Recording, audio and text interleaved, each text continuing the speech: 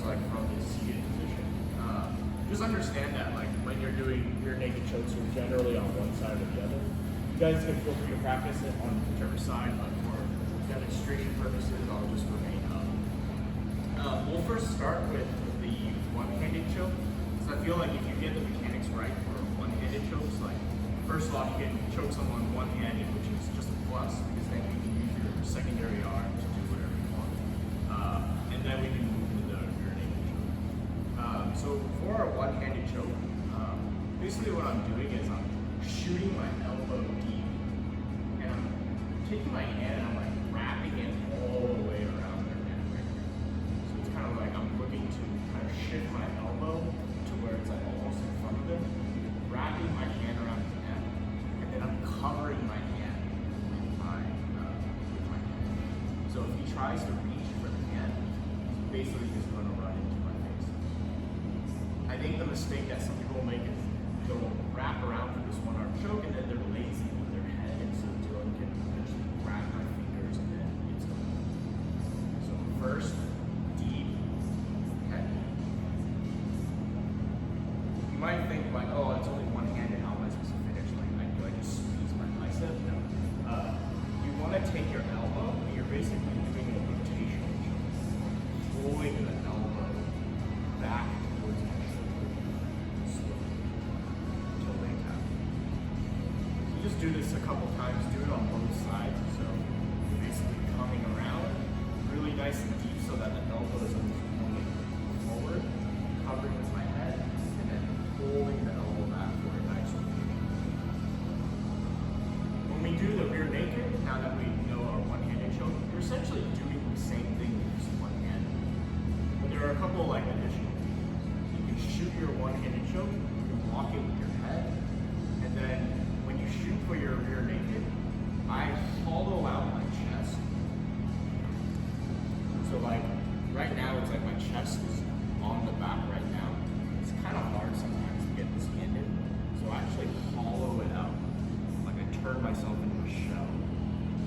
I open my head real quick to shoot it in. And then I'm getting this other elbow also to the center. So it's like I'm bringing my elbows together and then I replace my head. So it's like this position is very secure where both my elbows are in the middle and my head is also walking. Sometimes like I'll take my time with this. So when we're in this position where I first hollow out my chest, I shoot it, I get my elbows in the center, and then I just like wiggle my hands without putting any pressure in, just to get the position right. And then when I feel like everything is nice and secure, I'm moving both elbows in the rotational direction of this choke right here.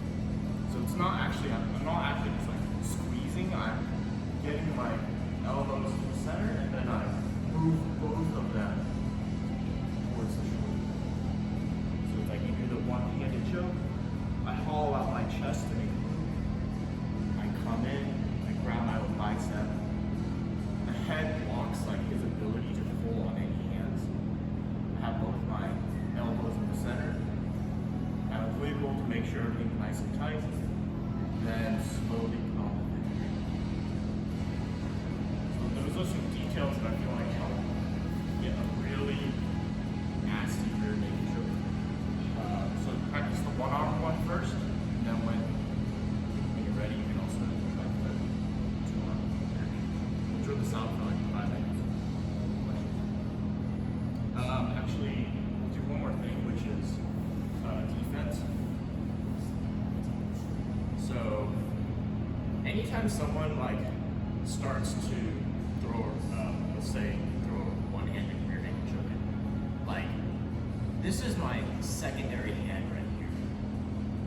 Just the way you can see its angle, it's hard for me to like, the primary hand is this one, which is easier because it's like it's a direct walk to his hand right here.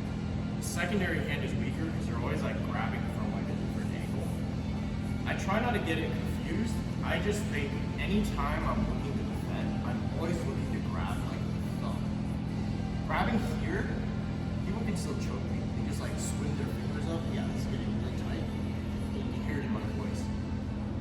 always like, even if he's like pretty far up, I'll like try and dig for the thumb. And if you get the thumb, it's pretty good. It's like high leverage point, and you can basically bring it away from you. So even if you could do it with this hand as well, you can go for the thumb. Always looking for the thumb. So this is why it's important for Dylan to cover it with his head. Because if I want to look for his hand, and he's covering it really well with his head, man, I'm screwed from here. Like, maybe I can like dig into his face and try to get the thumb, but if he's recovering it really well and it's like already pretty deep, I'm pretty screwed. So it's kind of like a thing where I'm always keeping awareness of where his thumb is. So like maybe he starts going for chokes, like I'm always thinking like, oh, I gotta get that thumb and just prevent that from even happening. Because once it starts getting here, he starts covering it.